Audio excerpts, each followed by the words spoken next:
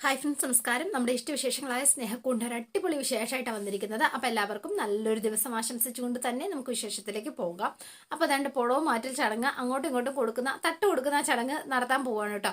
അപ്പോൾ നടക്കാൻ നേരത്തെ അച്ചുവും അതുപോലെ തന്നെ അമ്മയും ചേച്ചി നമ്മുടെ സ്വാതിയും അതുപോലെ തന്നെ ഋതുവും കൂടി വന്നു നിന്നു. അപ്പൊ ഇവര് 3-4 പേരിങ്ങനെ നിൽക്കുന്ന സമയത്ത് അച്ചു പറയാണ്, അല്ല സേതുവേട്ടനും പല്ലവി ചേച്ചി എവിടെ എന്നിങ്ങനെ ചോദിച്ചു. അപ്പം ഋതിക പറഞ്ഞു, അവരുടെ ഒന്നും ആവശ്യമില്ല, ഇപ്പൊ അവരൊന്നും വിളിക്കണ്ട എന്ന് പറഞ്ഞു. അപ്പൊ വേഗം അച്ചു, ഇതേ എന്റെ കല്യാണമാ, ഞാനാ തീരുമാനിക്കുന്നത് ആര് വേണം വേണ്ട എന്നുള്ളത്, അതുകൊണ്ട് അവരെ വിളിക്കമ്മേ, അവര് വിളിച്ചില്ലെങ്കിൽ ഞാൻ ഇപ്പം ഇവിടുന്ന് ഇറങ്ങിപ്പോവും എന്ന് പറഞ്ഞു വേഗം അച്ചു. അപ്പൊ ആകെ ധർമ്മസങ്കടത്തിലായി. അപ്പൊ കുറച്ചു നേരം നിന്നിട്ട് ആ മൈക്ക് ഇങ്ങനെ തന്നേ എന്ന് പറഞ്ഞ പൂർണിമാമ ആ മൈക്ക് വാങ്ങി അത് വിളിച്ചു പറയാണ്, സേതു പല്ലവി നിങ്ങൾ രണ്ടുപേരും എത്രയും വേഗം ഈ സ്റ്റേജിലേക്ക് വരേണ്ടതാണ് എന്ന് പറഞ്ഞു. അപ്പൊ പല്ലവി കിച്ചണിൽ ഇങ്ങനെ നിൽക്കുകയാണ്. അപ്പം ബേബി ചേച്ചി പറയാണ്, പല്ലവി നിന്നെയല്ലേ വിളിക്കുന്നത് എന്ന് ചോദിച്ചോ. പേരെങ്ങാണ് മാറിപ്പോയതായിരിക്കും, എന്നെയൊന്നും ആയിരിക്കില്ല എന്ന് പറഞ്ഞു. അപ്പൊ പല്ലവി എന്ന് വീണ്ടും വിളിച്ചു. എന്നാ ചെല്ലുമോളെ. വേണ്ട ബേബി ചേച്ചി, ആ ഋതുവിന്റെ വായിലിരിക്കാനും പിന്നെ അപമാനിക്കാനും വേണ്ടി മാത്രം ഞാൻ എന്തിനാ അങ്ങോട്ടേക്ക് ചെല്ലുന്നത്, തൽക്കാലം ഞാൻ പോണില്ല എന്ന് പറഞ്ഞു. എത്രയും വേഗം സേതുവും പല്ലവിയും സ്റ്റേജിലേക്ക് എത്തേണ്ടതാണെന്ന് വീണ്ടും വിളിച്ചു പറഞ്ഞു കേട്ടോ. അപ്പൊ സേതു ആണെങ്കിലോ നമ്മുടെ കേറ്ററിംഗുകാരുടെ കൂടെ നിൽക്കുകയാണ്, മിത്രേട്ടന്റെയും ഉണ്ണിയുടെയും കൂടെ. അയ്യോ എന്നെയാണല്ലോ വിളിക്കുന്നത്, ഞാനിനി പോണം, നീ തീർച്ചയായിട്ടും പോണം സേതു, നിന്നെ വിളിക്കുന്നതേ വേറാരുമല്ലല്ലോ അമ്മയല്ലേ, നീ ചെല്ല് എന്ന് പറഞ്ഞു.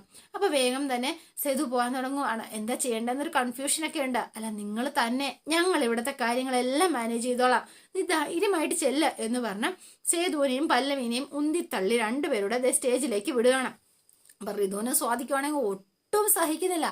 ഇതെന്തൊരു കഷ്ടപ്പാടാ, ഇപ്പൊ രണ്ടുകൂടെ സ്റ്റേജിൽ വരുമല്ലോ ചേച്ചി, എന്ത് ചെയ്യാനാ, ഇത് പിന്നെ നമ്മുടെ ഏട്ടനാണെന്നെങ്കിലും അല്ലെങ്കിൽ നമ്മുടെ ഹാഫ് ബ്രദർ ആണെന്നെങ്കിലും പറയാം ഈ സേതുവേട്ടനെ, പല്ലവിയുടെ കാര്യത്തിൽ എന്താ പറയുക എന്നിങ്ങനെ ചോദിക്കുകയാണ്. അമ്മയുടെ ഓരോ ഭ്രാന്തം എന്നല്ലാതെ എന്ത് പറയാനാ, എനിക്ക് ഇതൊന്നും എതിർക്കാൻ അറിയാഞ്ഞിട്ടൊന്നും അല്ല, പക്ഷെ അച്ഛൻ്റെ കല്യാണം ആയിപ്പോയി, ആൾക്കാരുടെ മുന്നിൽ വെറുതെ നാണം കിടണ്ടല്ലോ എന്ന് വിചാരിച്ചിട്ട് മാത്രമാ ഞാൻ മിണ്ടാതെ നിൽക്കുന്നത് എന്നൊക്കെ ഋതു ഇങ്ങനെ പറഞ്ഞ് രണ്ടുപേരും ബറുപുറത്തോണ്ട് ഇങ്ങനെ നിൽക്കുകയാണ്. അപ്പോൾ അതേണ്ട പല്ലവി അവിടെ വന്നപ്പോഴത്തേനും പല്ലവി ഇങ്ങനെ മാറി നിൽക്കുകയാണ്. പല്ലവി മോളെ ഇങ്ങോട്ടേക്ക് വാ എന്ന് പറഞ്ഞു പൂർണിമാമ. അല്ലമ്മേ, അത് പിന്നെ നിങ്ങൾ കുടുംബക്കാർ നിൽക്കുന്നിടത്ത് ഞാൻ എന്തിനാമ്മേ എന്ന് ചോദിച്ചു. കുടുംബക്കാരോ, നീയും കൂടെ ചേരുമ്പോഴായി കുടുംബം മൊത്തം പൂർണ്ണമാകുന്നത്, നിന്നോട് ഇങ്ങോട്ടേക്ക് വരാനല്ലേ പറഞ്ഞത്.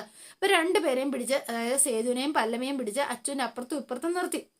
എന്നിട്ട് പറഞ്ഞു, രണ്ടുപേരും ഇനി ഇവിടെ നനങ്ങിയിട്ടുണ്ടെങ്കിൽ രണ്ടിനെയും മുട്ടുകാല് തല്ലി ഒടിക്കാൻ എന്റെ സ്വഭാവം മാറും എന്ന് പറഞ്ഞ പൂർണിമാമ അവിടെ കൊണ്ടുപോയി നിർത്തുകയാണ് കേട്ടോ. അവൻ നിർത്തി കഴിഞ്ഞപ്പോഴത്തേനും ഞാൻ ഇപ്പൊ വരാവേ എന്ന് പറഞ്ഞ് പൂർണിമാമ നേരെ കിച്ചണിലേക്ക് ചെല്ലുകയാണ്. നമ്മുടെ ബേബി ചേച്ചിയുടെ അടുത്തേക്ക് കേട്ടോ ചെല്ലുന്നത്. അപ്പം വേഗം തന്നെ ഈ സമയത്ത് നമ്മുടെ എന്താ പറയാ നിഖിലിന്റെ അമ്മ പ്രതാപനോട് ചോദിക്കുകയാണ്, അല്ല ആ പെങ്കൊച്ചേതാടാ എന്ന് ചോദിച്ചു. കുടുംബത്തിന് പുറത്തുള്ള ആളെ എന്തിനാ ഇതിനകത്തിടയ്ക്ക് നിർത്തിയിരിക്കുന്നത്, അതിന്റെ ആവശ്യം എന്താ? ഒരു കാര്യം ഞാൻ പറഞ്ഞേക്കാം ചേച്ചി, ഈ കാര്യം ഒന്നും കണ്ടിട്ടില്ല, ആരോ ഒരാൾ അവിടെ നിൽക്കുന്നു എന്ന് മാത്രം കരുതിയാൽ മതി, കൂടുതലൊന്നും നമ്മൾ തൽക്കാലം അന്വേഷിക്കണ്ട എന്ന് പറഞ്ഞു കേട്ടോ. അപ്പം അതാ ഞാൻ ഈ പറയണത്, അത്ര വിചാരിച്ചാൽ മാത്രം മതിയെന്നേ, മോന്റെ കാര്യമായിപ്പോയി, അല്ലെങ്കിൽ ഞാനിപ്പോ പറഞ്ഞേനെ. മൗനം വിദ്വാന ഭൂഷണം, അത്ര മാത്രം കരുതിയാൽ മതി എന്ന് പറഞ്ഞ് ഒരു തരത്തിൽ അവരെ അടക്കി നിർത്തി പ്രതാപൻ. അല്ലെങ്കിൽ കല്യാണം മുടങ്ങിയാലോ. പിന്നെ കാണുന്നത് നമ്മുടെ ബേബി ചേച്ചിയുടെ അടുത്തേക്ക് പൂർണിമാമ വരികയാണ്. ബേബി, അതെ ശരി, ഇതിനകത്ത് കയറി ഒളിച്ചിരിക്കുക അല്ലേ, ഞാൻ എവിടെയൊക്കെ എന്റെ മകളുടെ കല്യാണവുമായി ബന്ധപ്പെട്ട ചില ചടങ്ങുകൾ നടക്കുന്ന വിവരം അറിയാലോ, എന്നിട്ടാണോ ഇവിടെ മാറി നിൽക്കുന്നത്? അതുകൊണ്ടല്ല, പിന്നെ ഏതുകൊണ്ടല്ലെന്ന്? ബേബി വേഗം അങ്ങോട്ടേക്ക് വരണം, ബേബിയും അവിടെ വേണം. അത് വേണ്ട എന്ന് പറഞ്ഞു, ഞാൻ എവിടെയെങ്ങാണ് നിന്നോളാം. അതെ, ഈ വീട്ടില് ഒരു നല്ല ചടങ്ങ് നിൽക്കുമ്പോ അതിന്റെ മുമ്പിൽ തന്നെ ഉണ്ടാവേണ്ട ആളാണ് ബേബി, പിന്നെ എന്തിന്റെ പേരിലാണ് ബേബി ഇങ്ങനെ മാറി നിൽക്കുന്നതെന്ന് എനിക്കറിയില്ല. ആരെങ്കിലും പറഞ്ഞോ അങ്ങോട്ടേക്ക് വന്നേക്കരുതെന്ന് പറഞ്ഞിരുന്നോ? ഇല്ല എന്ന് പറഞ്ഞു. സങ്കടം വരുന്നുണ്ട് കേട്ടോ ആക്ക്. നോണ പറയരുത്. ഇല്ലെന്നേ, ശരിക്കും പറഞ്ഞില്ല എന്ന് പറഞ്ഞു. അതെ, ആരും ഒന്നും പറഞ്ഞിട്ടില്ല പൂർണിമാമേ, പക്ഷെ മുഷിഞ്ഞിരിക്കല്ലേ, വേർപ്പല്ലേ, നോക്കിയേ, ഇനി അങ്ങോട്ടേക്ക് വരണ്ട, അടുക്കള പണി ചെയ്യുന്നവരുടെ സ്ഥാനം അണുക്കള തന്നെയാണല്ലോ എന്നും, അങ്ങനെയാണല്ലോ വേണ്ടത്. മറ്റുള്ള വീട്ടിൽ എങ്ങനെയാണെന്നൊന്നും എനിക്കറിയില്ല, പക്ഷെ ഈ വീട്ടിലെ പതിവ് അങ്ങനെയല്ല, അതുകൊണ്ട് എന്റെ ഒപ്പം അങ്ങോട്ടേക്ക് വരണം. തൽക്കാലം ജോലി ചെയ്തതൊക്കെ മതി എന്ന് പറഞ്ഞു. ഈ വേഷത്തിൽ എങ്ങനെയാ അങ്ങോട്ട് വരുന്നത്? ഈ വേഷത്തിന് ഇപ്പൊ എന്താ കുഴപ്പം? എത്ര കൊല്ലമായി ബേബി ഇവിടെ ജോലി എടുക്കുന്നു, അതുകൊണ്ട് അന്യായിട്ട് ബേബിയെ എപ്പോഴെങ്കിലും കണ്ടിട്ടുണ്ടോ? ഇല്ലല്ല. അപ്പം ദേ വീട്ടുകാർ തന്നെയാ ബേബി. എൻ്റെ മോളുടെ കല്യാണ ഫംഗ്ഷൻ നടക്കുമ്പോ വീട്ടുകാർ ഇങ്ങനെ മാറി നിൽക്കാൻ പാടില്ല. അതിന്റെ എന്തിന്റെ പേരിലായാലും ഇങ്ങോട്ട് വാ എന്ന് പറഞ്ഞ് ബേബിയുടെ കയ്യും പിടിച്ച് ബേബി ചേച്ചിയും കൂട്ടിക്കൊണ്ട് അങ്ങോട്ടേക്ക് ചെല്ലുകയാണ്. അപ്പൊ വേഗം ശ്രീയുടെ അമ്മ ശ്രീദേവി ചോദിക്കുകയാണ്, നിഖിലിന്റെ അമ്മ ചോദിക്കുകയാണ്, എന്നാ എല്ലാവരും ആയോ പൂർണിമ? ആയി എന്ന് പറഞ്ഞു. അതെ, പൂർണിമയുടേതേ വലിയ മനസ്സാ. സത്യം, പൂർണിമയുടെ സ്ഥലത്ത് ആരാണെങ്കിലും ഈ അടുക്കളക്കാരി ഒന്നും ഇവിടെ കയറ്റി നിർത്തില്ല എന്ന് ഇവളിങ്ങനെ പറയണം കേട്ടോ. ഓ, പ്രതാപൻ ആകെ ഇതായിപ്പോയി, ഇനിയിപ്പൊ എന്താ സംഭവിക്കാന്ന് അറിയില്ലല്ലോ എന്ന് ഓർത്തിട്ടോ. അപ്പൊ വേഗം തന്നെ ഇവരെ ഞാൻ അടുക്കളക്കാരിയായിട്ടല്ല ശ്രീദേവി കാണുന്നത്, സ്വന്തം വീട്ടിലെ അംഗമായിട്ടാ എന്ന് പറഞ്ഞു. ഓ, ഒരു പുഴുവിനെ ഒരാള് വിമാനമായിട്ട് കണ്ടാലും പുഴു തന്നെയല്ലേ എന്ന് ചോദിച്ചു. വിമാനമാവോ? ഒന്നും മിണ്ടാതെ ഇങ്ങനെ കല്ലിപ്പൂണ്ട നിൽക്കുകയാണ് കേട്ടോ. എന്തായാലും ചടങ്ങ് നടക്കട്ടെ, അനൗൺസ് ചെയ്യുവച്ചേ എന്ന് പറഞ്ഞു. അപ്പൊ വേണ്ട തട്ടമാട്ടിൽ ചടങ്ങ് നടക്കുകയാണ്. അപ്പൊ വരന്റെ അമ്മ വന്നു തട്ടം വയറ്റ് വാങ്ങുന്നതിനായിട്ട് നമ്മുടെ അച്ചുവിനെ ക്ഷണിച്ചു. അപ്പൊ അച്ചു ചെന്ന് അതേണ്ട തട്ട് വാങ്ങി എന്നിട്ട് അനുഗ്രഹമൊക്കെ വാങ്ങുകയാണ്. അപ്പൊ ദീർഘസുമംഗലി ആയിരിക്കട്ടെ എന്നൊക്കെ പറഞ്ഞ് അനുഗ്രഹിച്ചു. അതിനുശേഷം നമ്മുടെ പൂർണിമാമ്മയുടെയും ബേബി ചേച്ചിയുടെയും സേതുവേണ്ടയും ഒക്കെ അനുഗ്രഹമൊക്കെ വാങ്ങി നമ്മുടെ അച്ചു സുന്ദരിക്കുട്ടിയായി. അപ്പൊ ഇനി ബാക്കിയുള്ളവരെല്ലാവരും ചടങ്ങ് പൂർത്തിയായ ശേഷം വരനും വധുവും സ്റ്റേജിലേക്ക് കൊണ്ടിരുത്തി ബാക്കി എല്ലാവരും അതാത് സ്റ്റേജിൽ പോയിരിക്കാൻ പറഞ്ഞു. അപ്പൊ പല്ലവി പതുക്കെ പല്ലവിക്ക് ഒരു കസേര എടുത്ത് സേതു ഋതുവിന് എടുത്തിട്ട് കൊടുത്തു കേട്ടോ. അപ്പൊ വേഗം ഋതു കോൾ അടിച്ചല്ലോ, കണ്ടവന്റെ കല്യാണ സ്റ്റേജിൽ കയറി വരസാൻ പറ്റിയല്ലോ. കേറുന്നില്ലാന്ന് അമ്മ നിർബന്ധിച്ചത് കൊണ്ടാ എന്ന് പറഞ്ഞു. അമ്മ നിർബന്ധിച്ച നീ എന്തും ചെയ്യുവോ എന്ന് ചോദിച്ചു ഋതു വേഗം. എല്ലാം നേരത്തെ തന്നെ പറഞ്ഞ് പ്ലാൻ ചെയ്ത് വെച്ചതായിരിക്കും, എന്നിട്ട് ഒന്നും അറിയാത്തതുപോലെ ഒരു നാടകം. അച്ഛൻ്റെ കല്യാണമായി പോയി, അല്ലെങ്കിൽ ഞാൻ കാണിച്ചു തന്നേനെ, ഞാൻ കഴുത്തിന് പിടിച്ച് ഞാൻ പുറത്ത് തള്ളിയേനെ എന്ന് പറഞ്ഞു. അപ്പൊ ഇത് കേട്ട് പല്ലവി വേഗം ചാടി എഴുന്നേറ്റു കേട്ടോ. പോവാൻ തുടങ്ങിയപ്പോഴത്തേനും എന്താ എന്താ ഋതു പറഞ്ഞത്? എന്തെങ്കിലും മോശമായി പറഞ്ഞോ? അല്ല, ഇവിടെ തന്നെ കാണണോന്ന് പറയായിരുന്നോ? ഇനിയും എന്തൊക്കെയോ ചടങ്ങുകളുണ്ട്, ജീവിതത്തിൽ ഒരിക്കലല്ലേ ഇങ്ങനത്തെ ഫംഗ്ഷനൊക്കെ നടക്കുമോ, അത് ഭംഗിയായിട്ട് നടക്കട്ടെ അല്ലേ എന്ന് ചോദിച്ചു. പല്ലവിയുടെ മുഖത്താകെ ഒരു വിഷമോ സങ്കടം കേട്ടോ, എന്ത് ചെയ്യാന്ന് അറിയില്ല. പിന്നെ നിവർത്തിയില്ലാതെ പല്ലവി അങ്ങനെ നിൽക്കുകയാണ് കേട്ടോ. എന്താ പല്ലവി, മുഖം എന്താ വല്ലാണ്ടിരിക്കുന്നത്? എന്തെങ്കിലും പ്രശ്നമുണ്ടോ? ഒരു സങ്കടം പോലെ തോന്നുന്നു. ഒന്നുമില്ല സേതുവേട്ടാ, സേതുവേട്ടന് വെറുതെ തോന്നിയതാ എന്ന് പറഞ്ഞ് വേഗം തന്നെ പല്ലവി ആ കസേര എടുത്ത് വീണ്ടും അവിടെ തന്നെ അങ്ങനെ ഇരിക്കുകയാണ് കേട്ടോ. പിന്നെ നമ്മുടെ അടുത്തതായിട്ട് മെഹന്തി ഇടിയിലാണ് കേട്ടോ. അപ്പൊ പ്രൊഫഷണലായ ആൾക്കാരെയാണ് മെഹന്തി ഇടാൻ ക്ഷണിക്കുന്നതെന്ന് പറഞ്ഞു. അപ്പൊ വേഗം തന്നെ ഋതിക എഴുന്നേറ്റ് ഇങ്ങനെ നോക്കുകയാണ്. നോക്കുമ്പോ മെഹന്തി ഇടുന്ന ആളെ ഒന്നും കാണുന്നില്ല. അപ്പൊ പ്രതാപൻ ചെന്നിട്ട് ചോദിക്കുകയാണ്, എന്ത് പറ്റി എന്ന് ചോദിച്ചു. മെഹന്തി ഇടുന്ന ആൾക്കാരെവിടെ എന്ന് ചോദിച്ചു. എനിക്കറിയില്ല എന്ന് സേതു ഇങ്ങനെ പറഞ്ഞു കേട്ടോ. ആളെവിടെ? ദേ ഋതു അല്ലേ ആളെ അറേഞ്ച് ചെയ്യാന്ന് പറഞ്ഞത്, അവളോട് ചോദിക്കുക എന്ന് പറഞ്ഞു. എന്താ പറ്റി മോളെ? അല്ല, കൃത്യസമയത്ത് തന്നെ വരാമെന്ന് പറഞ്ഞത് അങ്ങളെ, പക്ഷേ ഇതുവരെ എത്തിയിട്ടില്ല. എന്താ മോളെ ഇത്, ഒന്ന് വിളിച്ചു നോക്ക് എന്ന് പറഞ്ഞു. അപ്പൊ ഫോൺ എടുത്ത് വിളിച്ചപ്പോ ഫോൺ സ്വിച്ച് ഓഫ് ആയി. ഇനി എന്ത് ചെയ്യും എന്നാകെ കൺഫ്യൂഷൻ ആയി കേട്ടോ. അപ്പൊ പൂർണിമാമയെ എഴുന്നേറ്റു, അതുപോലെ തന്നെ ശ്രീദേവിയും വന്നു. മോശമായി പോയി, നിനക്ക് പറ്റില്ലായിരുന്നെങ്കിൽ എന്നോട് പറഞ്ഞാൽ മതിയായിരുന്നല്ലോ, ഞാൻ അറേഞ്ച് ചെയ്തേനെ നല്ല മെഹന്തി ഇടാൻ അറിയാവുന്നവരെ.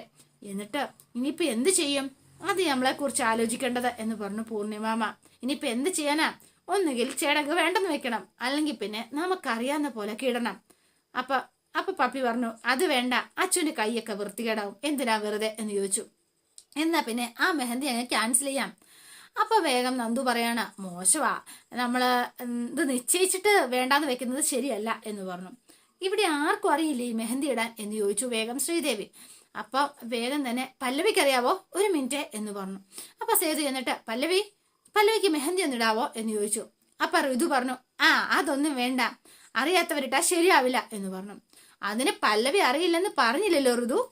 അപ്പൊ വേഗം തന്നെ സ്വാതി എങ്ങനെങ്കിലും ചെയ്താൽ പോരാ, അതൊക്കെ ഒരു ആർട്ടാ, അതങ്ങനെ തന്നെ ചെയ്യണം എന്ന് പറഞ്ഞു. അപ്പൊ പല്ലവി എഴുന്നേറ്റിട്ട് എനിക്ക് അറിയില്ല സേതുവേട്ടാ എന്ന് പറഞ്ഞു. പല്ലവിക്കറിയാം, പക്ഷെ ഋതു സ്വാതിയും കുറ്റപ്പെടുത്തുമെന്ന് പേടിച്ച് മനഃപൂർവ്വം ഒഴിഞ്ഞതല്ലേ എന്ന് ചോദിച്ചു. എന്റെ പൊന്നു പല്ലവി, ഈ സിറ്റുവേഷനാ, വേറെ വഴിയില്ലാത്തോണ്ടാ, ടീച്ചറോടൊന്ന് ചോദിച്ചു നോക്ക്. അപ്പൊ ടീച്ചറിനോടൊക്കെ ചോദിച്ചപ്പോ ആർക്കും അറിയില്ല. അപ്പൊ വേഗം തന്നെ എന്ത് ചെയ്യുമെന്ന് അറിയാതെ വെപ്രാളം പിടിക്കുകയാണ് കേട്ടോ. അപ്പൊ മിത്രേട്ടനോട് വേഗം വിളിച്ചു. എന്താ എന്ന് ചോദിച്ചു. എന്താ എന്ന് ചോദിച്ചപ്പോഴത്തേനും, ആകെ പ്രശ്നം, മെഹന്തി ഇടാൻ ആളില്ല, എന്തെങ്കിലും പെട്ടെന്ന് അറേഞ്ച് ചെയ്യാൻ പറ്റുമോ? ശ്രീഹരി നന്നായിട്ട് മെഹന്തി ഇടുമല്ലോ എന്ന് ചോദിച്ചു.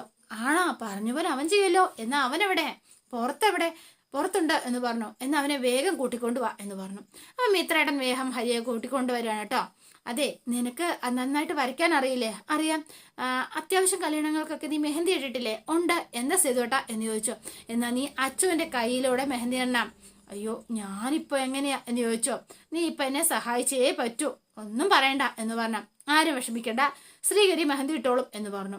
നിഖിലിനും അടി കിട്ടിയ പോലായി, എന്ത് ചെയ്യാനാ, അവനെ ഇഷ്ടമല്ല, അവൻ ചെയ്തോളും. പേരെന്തിനാ എന്ന് ചോദിച്ചു. അപ്പൊ ശ്രീഹരിനെ വിഷയ സ്റ്റേജിലേക്ക് ക്ഷണിക്കുകയാണ്. ശ്രീഹരി കയറി ചെന്നപ്പോഴത്തേനും പതുക്കെ നിഖിൽ എഴുന്നേറ്റ് അപ്പുറത്തേക്ക് മാറുകയാണ് കേട്ടോ. നിഖിലിന് വേറെ വഴിയില്ല. അപ്പൊ നമ്മള് എന്താ പറയാ, ഹരി അടുത്ത് കയറി ഇരുന്നു.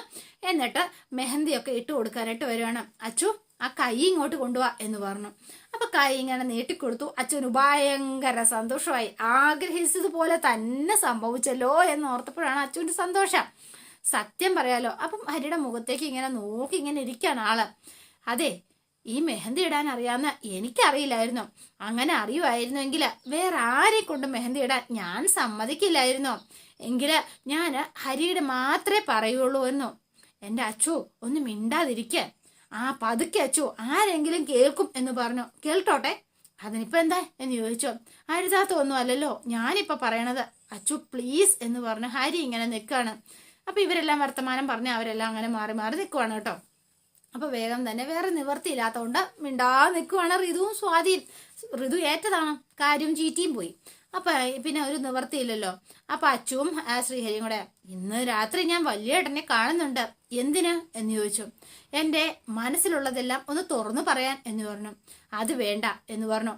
അപ്പൊ കുറച്ച് കഴിഞ്ഞിട്ട്, അല്ല പറഞ്ഞോ, അതിനിപ്പോ ഞാൻ എന്തിനാ പേടിക്കുന്നത്, ഞാൻ തെറ്റൊന്നും ചെയ്തിട്ടില്ലല്ലോ അല്ലോ. വലിയൊരു തെറ്റ് ഹരി എന്നോട് ചെയ്തിട്ടുണ്ട് എന്ന് പറഞ്ഞു. ഞാനോ, എന്ത് തെറ്റ് എന്ന് ചോദിച്ചു. അതൊക്കെ ഇനിയിപ്പോ വഴിയെ മനസ്സിലായിക്കോളും എന്ന് പറഞ്ഞു. അപ്പൊ ഹരിക്ക് ആകെ വെപ്രാളവും പരവേശവും ഒക്കെ ആയിട്ടോ. ആളാകെ ടെൻഷനിലാണ്. എന്റെ പൊന്നച്ചു, അച്ചു ഇപ്പൊ നിഖിലിനെ കല്യാണം കഴിച്ച് സുഖമായി ജീവിക്കാം. അതിലേതെങ്കിലും ഒന്നേ നടക്കൂ. ഒന്നെങ്കിൽ കല്യാണം, അല്ലെങ്കിൽ സുഖമായിട്ടുള്ളൊരു ജീവിതം. രണ്ടിലേതെങ്കിലും ഒന്ന് മാത്രം. രണ്ടും ഒരുമിച്ച് നടക്കില്ല എന്ന് പറഞ്ഞു. അതെനിക്ക് മനസ്സിലായി കഴിഞ്ഞു എന്ന് പറഞ്ഞു അച്ചു. അപ്പം ഹരിക്ക് നല്ല ടെൻഷനുണ്ട്. പക്ഷെ എന്ത് പറഞ്ഞ അച്ചുവിനെ ആശ്വസിപ്പിക്കുന്നതെന്നൊന്നും അറിയില്ല. അപ്പം അതെൻ്റെ കയ്യിലെ മെഹന്തിയൊക്കെ ഇട്ട് കൊടുത്തുകൊണ്ടിരിക്കുകയാണ് നമ്മുടെ ഹരി. അപ്പം ഇടയ്ക്കിടയ്ക്ക് അച്ചുവിനെ നോക്കുന്നുണ്ട്. ഈ സമയത്താണ് നമ്മുടെ സ്വാതിയുടെ കൂട്ടുകാര് അങ്ങോട്ടേക്ക് എത്തുന്നത്. അപ്പൊ സ്വാതിയെ വിളിച്ചു, ഞങ്ങൾ എത്തി എന്ന് പറഞ്ഞു. നേരത്തെ എത്താന്ന് പറഞ്ഞ ആളാണോ ഇപ്പൊ എത്തുന്നത് എന്നിങ്ങനെ ചോദിച്ചോണ്ടാണ് സ്വാതി ഇറങ്ങി വരുന്നത്. ദേ വരുന്നുണ്ട് എന്ന് പറഞ്ഞു. ഗിഫ്റ്റ് ഒക്കെ ആയിട്ടാ. നല്ല പാർട്ടീസാ, നേരത്തെ വരാന്ന് പറഞ്ഞിട്ടോ. കഷ്ടം തന്നെ, ഇവളൊന്ന് ഇറങ്ങണ്ടേ എന്ന് പറഞ്ഞു. എത്ര ഒരുങ്ങിയിട്ട് ഇവക്ക് മതിയാവുന്നില്ല. അത് പിന്നെ പൂർണിമ ടെക്സ്റ്റൈൽസിലെ കല്യാണം അല്ലേ, എങ്ങനെയെങ്കിലും വരാൻ പറ്റുമോ? പിന്നെ കല്യാണം ഞാൻ വ്ലോഗിലിടും ട്ടോ, നീ കണ്ടോ, നാളത്തെ ട്രെൻഡിങ് ഈ കല്യാണം ആയിരിക്കും. എന്ത് വേണമെങ്കിലും ചെയ്തോ, പക്ഷെ എല്ലാ ഫ്രെയിമിലും ഞാൻ ഉണ്ടായിരിക്കണം എന്ന് പറഞ്ഞു സ്വാതി. എവിടെയാ ഫംഗ്ഷൻ നടക്കുന്നത്? വാ, കൊള്ളാം, വാ എന്ന് പറഞ്ഞു. അപ്പൊ ഈ സമയത്താണ് പല്ലവി എല്ലാവർക്കും ഇങ്ങനെ ചായയൊക്കെ കൊണ്ട് കൊടുക്കുന്നത് കാണുന്നത്. ഇതെന്താ, നീ എന്താ ഇവിടുത്തെ കേറ്ററിംഗ് ഓർഡർ മുഴുവൻ പല്ലവി ടീച്ചറിനാണോ കൊടുത്തിരിക്കുന്നത് എന്ന് ചോദിച്ചു. അവർക്കോ കേറ്ററിങ്ങോ എന്ന് ചോദിച്ചു. നല്ല കഥയായി. ഒരഭയാർത്ഥിയെ പോലെ കഴിയാ ഞങ്ങളുടെ വീട്ടില്. അപ്പൊ പണിക്ക് വേണ്ടി കൊണ്ടുവന്നതാ. എന്താ പറയാ, സാധനങ്ങൾ എടുത്തു കൊടുക്കുക, അടിച്ചു തൂത്തിടുക, ഒരു ജോലിക്കാരുടെ സ്ഥാനമേ ഇവിടെയുള്ളൂ അവർക്ക്. മിസ്സൊക്കെ അങ്ങ് കോളേജില്, ഇവിടെ വെറും പല്ലവി. എന്താ വിശ്വാസം വരുന്നില്ലല്ലേ? കാണിച്ചു തരാം എന്ന് വിളിച്ചു. പല്ലവി ചെറിയൊരു പണി കൊടുക്കാൻ ഭയങ്കര സന്തോഷത്തില്. എന്താ, എന്റെ ഫ്രണ്ട്സ് വന്നാണ്ടല്ലേ, ഇവർക്കും കൊടുക്കും ജ്യൂസ്. അല്ല, നിങ്ങൾ തനിച്ചാണോ, വേറെ ആരും വന്നില്ലേ? എന്തായാലും കുടിക്കാൻ എന്തെങ്കിലും എടുക്കാം. നിങ്ങൾ ഭക്ഷണമൊക്കെ കഴിച്ചിട്ടേ പോവാവോ, ഞങ്ങളുടെ അച്ചുമോടെ കല്യാണമാ. പല്ലവേച്ചി എന്ന് പറഞ്ഞ ആരോ വിളിച്ചോ. എന്നാ നിങ്ങൾ അങ്ങോട്ടേക്ക് വാ എന്ന് ചെല്ലട്ടെ എന്ന് പറഞ്ഞു. പല്ലവി ചെറിയ ഡീസൻ്റായിട്ട് അങ്ങോട്ടേക്ക് ഇട്ടപ്പെട്ട് സ്മൂത്തായി. നാണം കെട്ടു സ്വാതി. നിങ്ങൾ വാ, നീയല്ലേ പറഞ്ഞത് മിസ് ഇവിടുത്തെ ജോലിക്കാരിയാണെന്ന്. മിസ്സിന്റെ പെരുമാറ്റം കണ്ടിട്ട് അങ്ങനെ തോന്നുന്നില്ലല്ലോ. ഞങ്ങൾ വിചാരിച്ചത് വീട്ടുകാരിയാണെന്നാ. ആ മട്ടിലാ ട്രീറ്റ് ചെയ്തത്. അവരുടെ അഭിനയല്ലേ, ഞങ്ങളാരും വില വെക്കാതില്ല. അത്ര വീട്ടില് ഓരോ ബേബി ചേച്ചിയെ പോലെ ഒരാള്. നിങ്ങൾ ചെല്ല, ഞാൻ ഇപ്പൊ വരാം എന്ന് പറഞ്ഞ് ആകെ നാണം കെട്ട് നിൽക്കുകയാണ് സ്വാതി. നാണക്കേടായി. അപ്പൊ സ്വാതി ഇങ്ങനെ നിൽക്കുന്ന സമയത്ത് നമ്മുടെ പല്ലവി അങ്ങോട്ടേക്ക് ചെന്നു കേട്ടോ, സ്വാതിയുടെ അടുത്തേക്ക്. സ്വാതി എന്ന് വിളിച്ചു. പിന്നെ ഒരു കാര്യം ഞാനങ്ങ് പറയട്ടെ മോളെ നിന്നോട്. നിനക്ക് രണ്ട് ആപ്തവാക്യങ്ങൾ ഞാൻ പഠിപ്പിച്ചു തരട്ടെ നിന്നോട്. ഒന്ന്, അതിഥി ദേവോ ഭവ. പിന്നെ അതിഥികൾ ആരാണെങ്കിലും അവരെ ഭംഗിയായി സൽക്കരിക്കണം. രണ്ട്, പിന്നെ എന്താണെന്നറിയോ, മാതാപിതാ ഗുരു ദൈവം എന്നാണ് പറയുന്നത്. ആ ഓർഡർ ഒന്ന് ശ്രദ്ധിക്കണം. മാതാപിതാ ഗുരു എന്ന് വെച്ചാൽ മാതാവിനും പിതാവിനും ഒപ്പമാണ് ഗുരുവിന്റെ സ്ഥാനം. മനസ്സിലായോ നിനക്ക്? അതുകൊണ്ട് അവരുടെ മുന്നിൽ വെച്ച് എന്നെ അപമാനിക്കാൻ നോക്കിയതാണെന്ന് മനസ്സിലായി. എനിക്കതില് ഒരു നാണക്കേടുമില്ല. പിന്നെ സ്വാതിയുടെ സംസ്കാരം കാണിക്കുന്നു, ഞാൻ എന്റെ സംസ്കാരം കാണിക്കുന്നു. അതുകൊണ്ട് ഗുരുവിനെ അപമാനിച്ചാൽ ഇടയുന്നത് സ്വാതിയുടെ അല്ല, ഈ വീടിന്റെ പൊന്നും മടത്തിന്റെ അന്തസ. മനസ്സിലായോ? അത് ഓർത്താൽ ഒന്ന് നല്ലത് എന്ന് പറഞ്ഞ് നല്ലൊരു അടി കിട്ടിയ പോലെ ആയിപ്പോയി സ്വാതിക്ക്. മിണ്ടാതെ ഇങ്ങനെ നിൽക്കണം. അതോടെയാണ് ഇന്നത്തെ വിശേഷം അവസാനിക്കുന്നത്. ഇനി നാളത്തെ വിശേഷം ഇതിലും ഗംഭീരമാണ്. അപ്പം എല്ലാവരും വെയിറ്റ് ചെയ്യുക. നിങ്ങൾക്ക് ഇഷ്ടപ്പെട്ടുവെങ്കിൽ ലൈക്ക് ചെയ്യുക, ഷെയർ ചെയ്യുക, തൊട്ടടുത്ത് ആ ബെൽ ബട്ടൺ കൂടെ ഒന്ന് ഞെക്കുകയാണെങ്കിൽ ഞാൻ ഇടുമ്പോൾ തന്നെ നോട്ടിഫിക്കേഷൻ ലഭിക്കുന്നതായിരിക്കും. പുതുപുത്തൻ വിശേഷമായിട്ട് എത്താം. Bye and see you again.